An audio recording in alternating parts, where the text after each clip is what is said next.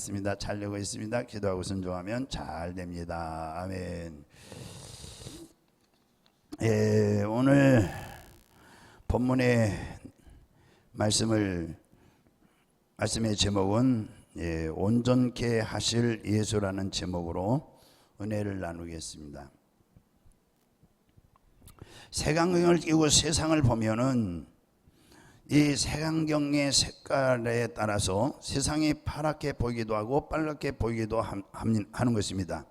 우리는 이렇게 어떤 안경을 끼느냐에 따라서 똑같은 대상이라도 달리 보여질 수가 있는 것입니다. 오늘 본문에는 세속적인 가치관이라는 색안경으로 메시아를 바라봐 이 메시아에 대한 오해를 하게 되는 베드로가 등장하게 됩니다. 당시 로마 제국으로부터 고통을 당하던 이스라엘은 하나님께서 약속하신 메시아를 기다리게 됩니다. 바벨론 유수부터 로마 제국까지 기나긴 세월 동안 고통을 당하던 이스라엘은 군사적으로 정치적으로 로마로부터 구원해 줄 그 메시아를 기다리게 됩니다. 그러나 예수님은 보지 못하는 소경을 치료하시듯 그들이 메시아를 잘못 보게 하는 색안경을 벗겨내심으로 치료하시는 예수님이 등장합니다. 오늘 본문을 통해 내가 오해하고 있는 메시아상은 무엇인지 점검해 보며 치료받기를 간구하는 이 새벽 시간이 되시기를 주의 이름으로 축원합니다. 오늘 본문에서 첫째, 두 번을 걸쳐 베세다의 소경을 치료하시는 예수님을 볼 수가 있습니다. 오늘 본문에는 예수님께서 한 소경을 고치는 사건이 등장합니다. 이 사건에는 흥미로운 점을 발견할 수 있습니다. 보통 우리 예수님께서 병자를 고칠 때에 대부분 단번에 고치십니다.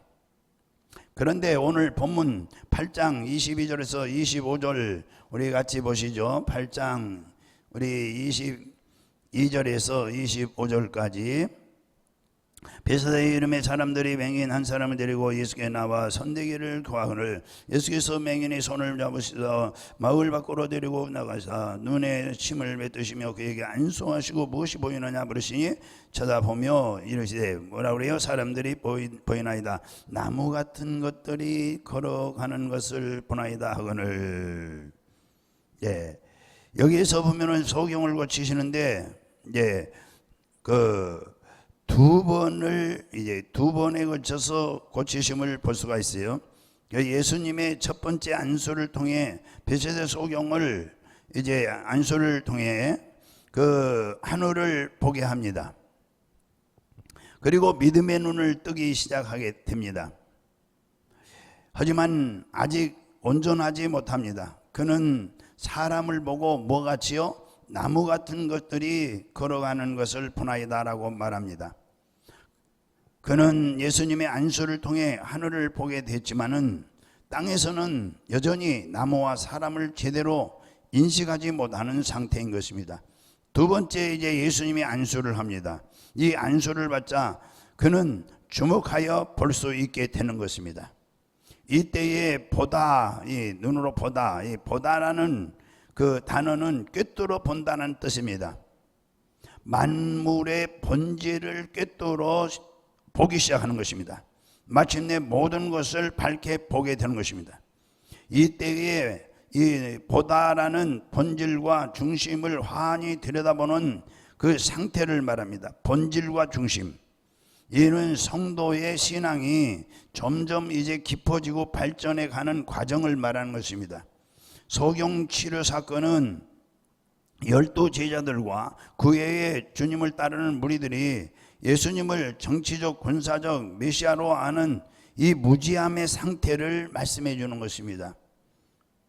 다음으로 우리가 본문에서 보면 정확하게 보는 것 같지만은 사실은 흐릿하게 보는 것이죠.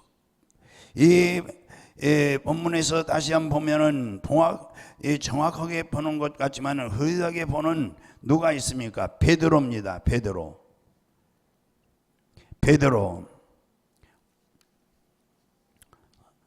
그래서 첫째 여기서 정확하게 고백하는 베드로를 먼저 한번 생각해 보겠습니다.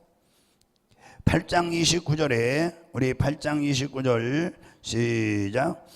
또 물으시되 너희는 나를 누구라 하느냐. 베드로가 대답하여 이르시되 주는 그리스도시니라. 예, 베드로가 여기서 한 이 유명한 고백은 오늘 이보다 더 주님을 완벽하게 고백할 수 없을 만큼 훌륭한 고백인 것입니다. 그래서 오늘 예수님을 믿는 우리들은 이 베드로의 신앙 고백을 따라 예수님은 하나님의 아들이시오 그리스도라고 고백하는 것입니다.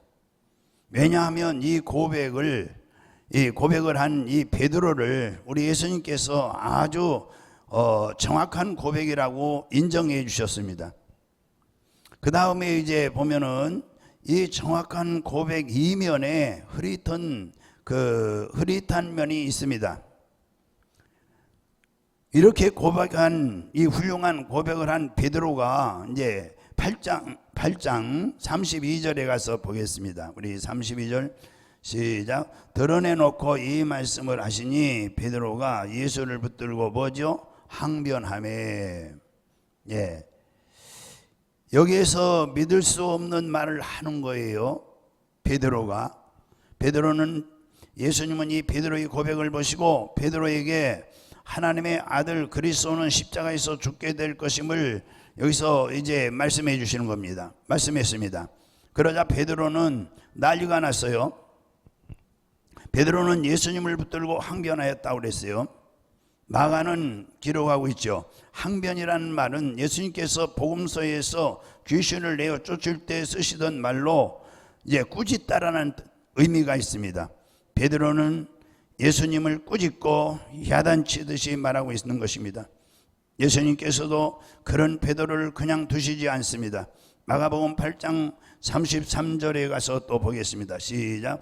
예수님께서 돌이키사 제자들을 보시며 베드로를 꾸짖어 이르시되 사단아 내 뒤로 물러가라. 내가 하나님의 일을 생각하지 아니하고 도리어 사람의 일을 생각하는도다 하시고, 예, 여기서 하나님의 일이 아닌 사람의 일을 생각한다 말씀했습니다. 질병이어 사건을 통해서 보여준 제자들의 마음은 무엇입니까? 예수님께서 군사적 정치적으로 왕이 되셔서 이스라엘을 해방시켜 주시면 각각 한 자리씩 맡으려고 했던 그런 마음들을 가지고 있는 제자들이었습니다. 그렇기 때문에 예수님이 온 인류를 위해서 죄를 대속하기 위해서 죽으러 오신 이 메시아 되심을 이제 밝히니까 속에 있는 얘기를 이 베드로 제자들에게 하니까 결사적으로 반대를 하는 것입니다. 나도 모든 걸 다 버리고 예수님을 따르고 있는데 나중에 예수님이 왕이 되셔서 나에게 한 자리 주셔야 된다고 생각했던 것입니다. 십자가에서 죽으심이 마땅하지 않다고 항변을 했습니다. 베드로는 군사적 메시아, 정치적 메시아를 쫓아 십자가 없이 영광을 차지하려는 그런 속셈이 있었던 것입니다. 여기에서 보면은 첫째 이 고난의 종의 제자가 되려면은 자기 십자가를 지고 따르라는 예수님의 그 말씀인 것이죠. 계속해서 예수님은 8장 34절을 우리 가서 보겠습니다. 무리와 제자들을 불러 이르되 누구든지 나를 따라오려거든 자기를 부인하고 자기 십자가를 지고 나를 따를 것이니라. 여기에서 보면은 따르는 제자가 되려면 정치적 군사적으로 군림에서는 따라올 수 없음을 말씀하고 있어요. 오직 예수님께서 십자가를 지신 것과 같이 자기를 부인하고 십자가의 길을 따라오는 자만이 진정 예수님을 따르는 제자라고 말씀하시는 겁니다. 겉모양만 예수님을 따른다고 제자가 되는 것이 아니라고 말씀하고 계시죠. 오늘날 우리는 깊이 생각해야죠. 우리가 신앙생활하는 것은 나를 위해서 신앙생활하는 것 같지만, 나의 욕구를 채우기 위해서는 같지만, 우리 성경을 깊이 이제 들어가서 하나님의 뜻을 보면은 우리는 예수님이 이렇게 십자가에서 죽으시고 우리를 핏값으로 이제 죄와 사망에서 구원하신 다음에 우리에게 요구하시는 것은 주를 위해서 살라는 것입니다. 주를 위해서.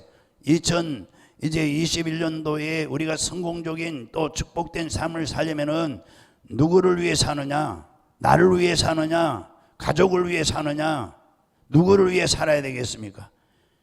예수를 위해 살아야 복의 축복의 문이 열리는 것입니다. 예수를 위해 살아야 하나님이 도와주시는 겁니다. 할렐루야. 아주 결단하시기 바랍니다. 나는 내 평생 예수를 위해 살리라. 예수를 위해 살리라. 정말 후회 없는 예수를 위해 사는 삶을 살게 하옵소서. 할렐루야. 8장 38절에 가서 보면은 38절에 우리 가서 보겠습니다. 8장 38절 시작.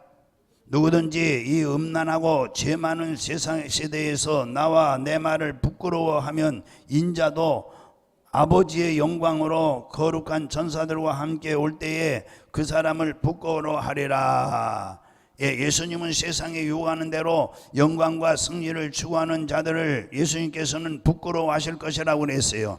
자기를 위해서 세상 자기의 영광을 위해서 제 육신에 썩어질 육신을 위해서만 이렇게 산다고 하면은 이것은 하나님 앞에 설 때에 예수님도 부끄러울 것이다.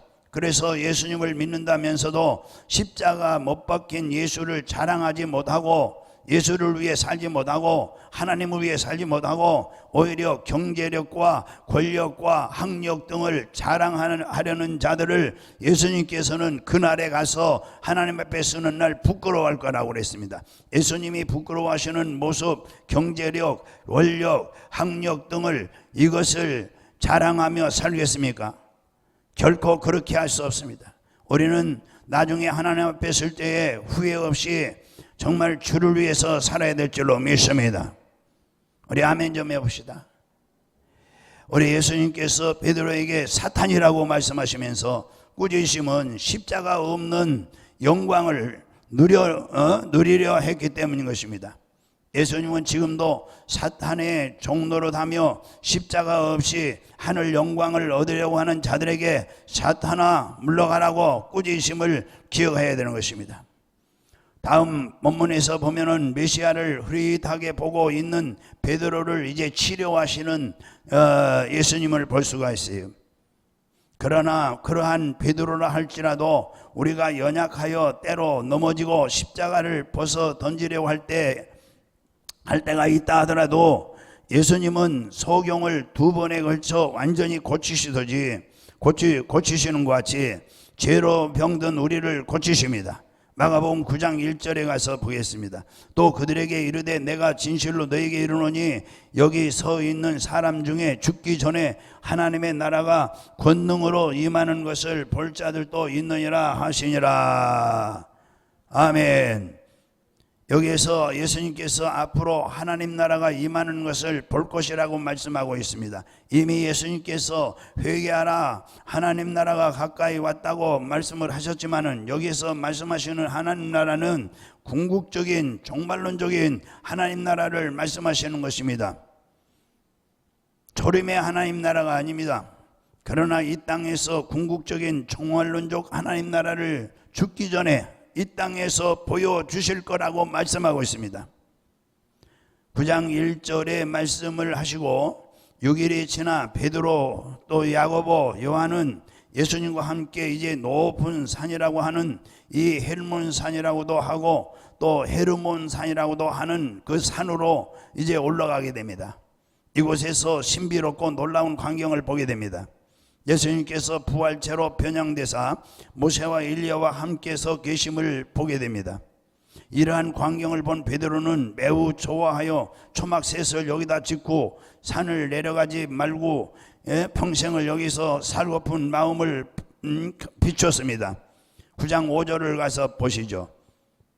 베드로가 예수께 고하되 납비여 우리가 여기 있는 것이 좋사오니 우리가 초막셋을 짓되 하나는 주를 위하여 하나는 모세를 위하여 하나는 엘리야를 위하여 하사이다 하니 여기서 조사온이라는 표현은 하나님께서 에덴 동산을 보시고 심히 좋았더라, 창세기 1장에 그 말씀하신 그 표현과 같은 표현이고 같은 의미를 가지고 있습니다. 베드로가 하나님께서 에덴 동산을 보시고 표현하신 그 표현법을 그대로 사용하면서 궁극적인 하나님의 나라를 즐거워하고 있는 것입니다. 이게 우리가 이제 영원히 가야 될 천국이 바로 창세기 1장의 에덴 동산의 회복인 것입니다. 계시록에 가서 보면은 21장에. 그래서 이 표현을 그대로 사용하면서 궁극적인 하나님 나라를 즐거워하고 있는 모습을 볼 수가 있습니다. 이 땅에서는 어디에서도 볼 수 없는 정말 눈물이 없고 슬픔이 없고 고통이 없고 질병이 없고 거기는 가난과 고통이 없어요. 기쁨만 있는 이 완벽한 그 나라, 하나님의 나라를 보고 즐거워했습니다. 그렇게 하나님 나라를 봄으로 더 이상 세상 속으로 가지 않으려는 베드로의 모습을 볼 수가 있습니다. 이게 중요한 것입니다. 이 영원한 하나님 나라를 보게 되면 다시 세상으로 내려가고 싶은 마음이 없는 거예요. 이때부터 주를 위해 살고자 하는 결심이 서게 되는 거예요. 모세와 엘리야는 온데간데 없고 예수님과 자기들만 있는 것을 발견하게 됩니다. 모세와 엘리야는 다시 천상으로 올라갔고 예수님과 자기들은 아직 이 땅에서 할 일이 있기에 남게 된 것입니다. 우리 예수님께서 부활체의 모습을 그들에게 보여주시면은 이유가 있습니다. 지금은 비록 죄로 하나님의 형상과 모양으로 창조된 그 모습이 망가진 상태로, 그래서 아직 예수님을 흐릿하게 볼 수밖에 없는 그들입니다.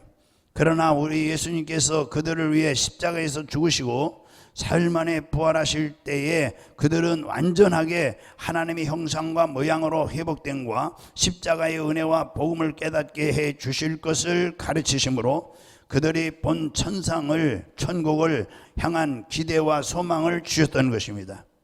스스로 구원할 수 없는 그들에게, 심판받아 죽을 수밖에 없는 그들에게 예수님께서 대속하심과 부활하심으로 완전하게 그들을 회복시킬 것을 약속해 주시고 보여주신 겁니다. 예수님께서 십자가에서 부활하신 후 흩어진 제자들을 찾아다니시며 하신 그 인사가 있습니다. 무슨 인사입니까? 너희에게 평강이 있을지어다. 40일 동안 부활하시고 제자들에게 11번을 나타나셨는데 그때마다 꼭 이 말씀을 하신 겁니다. 너희에게 뭐가 있을지어다? 평강이 있을지어다. 요한복음 20장 21절에 예수께서 또 이르시되 너희에게 평강이 있을지어다. 아버지께서 나를 보내신 것 같이 나도 너희를 보내노라. 평강. 이 평강은 헬라어로 에이레네, 히브리어는 우리가 잘 알잖아요. 샬롬.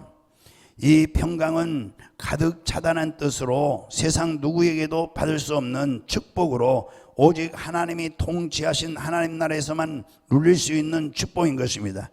이제는 우리 하나님의 형상과 모양이 회복되어 하나님이 계시는 하나님 나라에서 하나님과 교제할 수 있도록 안전하게 완전하게 회복시켜 주시는 것, 그것이 바로 평강인 것입니다. 우리 예수님은 베세다 결론적으로 이제 말씀드리겠습니다. 예수님은 베세다 소경을 2번에 걸쳐 치료하셨습니다. 우리 인생 중에는 첫 번째 치료에 머문 사람들이 있습니다. 그러나 이러한 사람들이라도 예수님을 포기하지 않으십니다. 예수님은 반드시 이런 사람도 2번째 치료를 행하십니다. 모든 것이 밝히 보게 되어 진리를 깨달아 이 땅에서 자유함을 누리게 되기를 주의 이름으로 축원합니다. 그리고 무엇보다도 이제 나를 위해 살던 사람이, 세상의 부귀와 영화와 이 권력을 위해서 쫓아가던 사람이 이제는 주를 위해 살아야 되는 것입니다. 2 발을 땅에 딛고 사는 인생이나 하늘나라의 백성으로서 하나님 나라의 권세를 누리며 하나님 나라의 축복을 누리는 복된 인생이 되시기를 주의 이름으로 축원합니다. 할렐루야. 이제 우리